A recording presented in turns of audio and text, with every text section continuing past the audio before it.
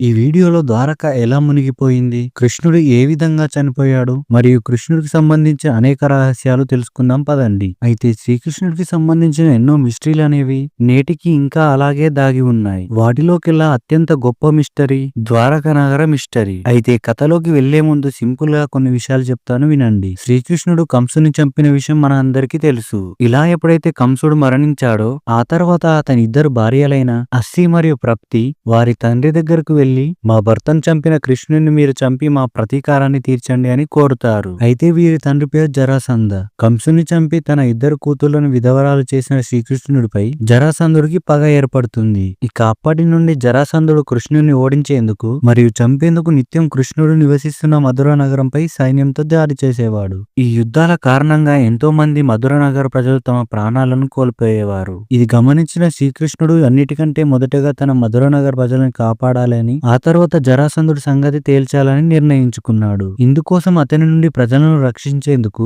ఒక కొత్త నగరాన్ని సముద్రానికి మధ్యలో కట్టాలని అక్కడికి ప్రజలను తరలించాలని భావించి సముద్రుని కాస్త భూమి ఇవ్వమని శ్రీకృష్ణుడు ఆదేశించాడు. దాంతో సముద్రుడు వెంటనే వెనక్కి జరిగి 12 యోజనాల భూభాగాన్ని కృష్ణుడి కోసం ఇచ్చాడు. ఆ భూభాగంలో కట్టిన నగరమే ద్వారకా నగరం. ఈ ద్వారకా నగరం చాలా పెద్ద మహానగరం. ఇందులో లక్షల సంఖ్యలో రాజభవనాలు ఉండేవట.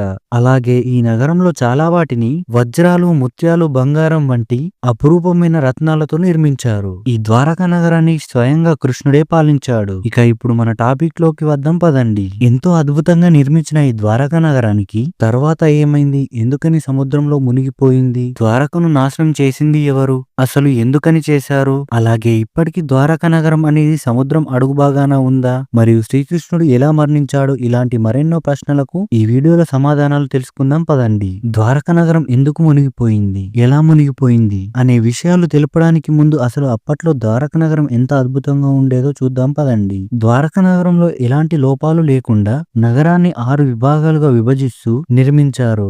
ఈ నగరంలో వెడల్పైన రాజమార్గాలు, గురుకులాలు, రాజభవనాలు, పొడవైన రహదారులు, నివాస ప్రదేశాలు, వ్యాపార సముదాయాలు, ఉద్యానవనాలు, కోటలు ఇలా తన ప్రజలకు కావలసిన ప్రతి ఒక్కదాన్ని ఉండేలా ద్వారకా నగరాన్ని అద్భుతంగా నిర్మించారు. అప్పట్లోనే ఎంతో టెక్నాలజీని వాడారు. ఇక ఈ నగరంలో అప్పట్లోనే 10 లక్షల మంది జనాభా ఉండేవారు మరియు ఆ రోజుల్లో ద్వారకను భూలోక స్వర్గంగా పిలిచేవారు. ఇక ద్వారకలోని తన ప్రజలకి ఎటువంటి ఆపద రాకూడదని కృష్ణుడు భీమునిచే జరాసంధుని అంతం చేయించేశాడు. అయినా కూడా శత్రు పరంపర అనేది కృష్ణుని వెంటాడడం మాత్రం ఆగలేదు. ఆ తర్వాత కృష్ణుడి మేనత్త కొడుకైన శిశుపాలుడు కృష్ణుడి మీద పగతో ద్వారకపై దండెత్తాడు. దాంతో అతన్ని కృష్ణుడు సంహరించాడు. ఆ తరువాత శిశుపాలుడి సోదరుడు శాల్యుడు ద్వారకను నాశనం చేసేందుకు మరియు కృష్ణుని చంపేందుకు ప్రయత్నించాడు. కాని కృష్ణుడు శాల్వుని ఓడించి సంహరించాడు. ఇక ఎట్టకేలకు ద్వారకకు శత్రువుల పీడ పోయింది.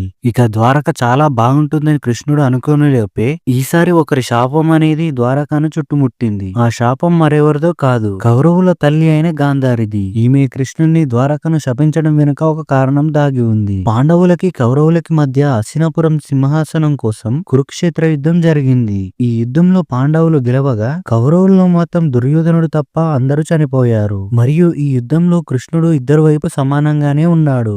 మరియు నేను నా యాదవ సైన్యం ఈ రెండిట్లో మీరు ఒకదాన్ని కోరుకోండి అని పాండవుల్ని కౌరవుల్ని కృష్ణుడు అడిగినప్పుడు పాండవులు కృష్ణుని కోరుకోగా కౌరవులు మాత్రం కృష్ణుడి సైన్యాన్ని కోరుకున్నారు. అలా 18 రోజుల భీకర పోరాటం తర్వాత పాండవులే ఈ యుద్ధంలో గెలవడం జరిగింది. అయితే దుర్యోధనుడు ఒక్కడు తప్ప మిగిలిన కౌరవులందరూ చనిపోయారు. అయితే 100 మందిలో తన 99 బిడ్డలను కోల్పోయిన కౌరవుల తల్లి చాలా దుఃఖంలో మునిగిపోయింది. అయితే ఆమెను పరామర్శించడానికి కృష్ణుడు ఆమె దగ్గరికి వెళ్ళాడు. అప్పుడు ఆమె కోపంతో రగిలిపోతూ, నీవు కూడా నాలాగే నీ కన్నుల ముందు నీ పిల్లల్ని అనగా యాదవుల్ని ద్వారకని కోల్పోయే పరిస్థితి వస్తుంది. నీ యాదవ జాతి మొత్తం నీతోటి అంతమైపోవాలంటూ గాంధారి కృష్ణుణ్ణి శపించింది. గాంధారి దుష్టులకు తల్లి కావచ్చు, కాని ఆమె మహాసాధ్వీమణి. ఆమె శాపం నెరవేరుతుందని కృష్ణుడికి తెలుసు.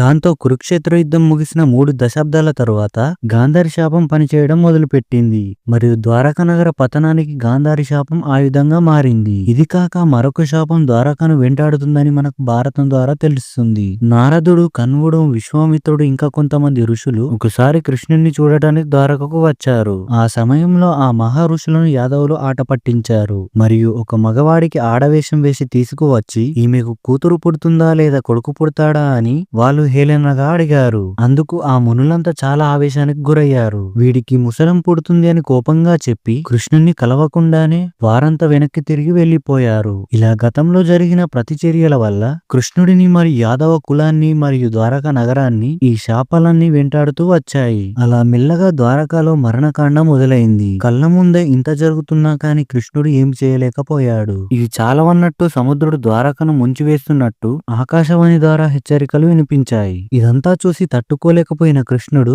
దాంతో చివరికి అర్జునుడిని ద్వారకకు పిలిపించి యాదవుల బరువు బాధ్యతలు అర్జునుడికి అప్పగించి తాను ఇంకా అడవిలోకి వెళ్లిపోయాడు. ఇలా కృష్ణుడు అడవిలో ఏకాంతంగా ఒకరోజు చెట్టుపై కూర్చొని ఉండగా పొరపాటున ఒక వేటగాడి బాణం వచ్చి కృష్ణుడికి తగులుతుంది. దాంతో కృష్ణుడు తన తనువుని చాలించాడు. నిజంగా ఇలా కృష్ణుడి మరణం అనేది లోక కళ్యాణం కోసమే. ఇది కృష్ణుడి అవతారానికి ఒక ముగింపు. ఇక ఆ తరువాత అర్జునుడు కృష్ణుడికి అంత్యక్రియలు జరిపి ద్వారకలో మిగిలిన ప్రజలను తీసుకొని తన రాజ్యమైన హస్తినాపురానికి తీసుకొని వెళ్ళాడు. ఆ తర్వాత అర్జునుడు చూస్తుండగానే సముద్రం ఒక్కసారిగా ఉగ్ర రూపం దాల్చి ఉప్పెనగా మారిపోయి ద్వారకను ముంచెత్తింది. దాంతో ద్వారక నగరం సముద్రంలో కలిసిపోయి కరుమరుగైపోయింది. ఇది ద్వారక నగరం మునిగిపోవడానికి గల కారణం. ఈ వీడియో మీకు నచ్చినట్లయితే లైక్ చేసి షేర్ చేయండి. అదే విధంగా ఛానల్ ని కూడా సబ్స్క్రైబ్ చేసుకోండి.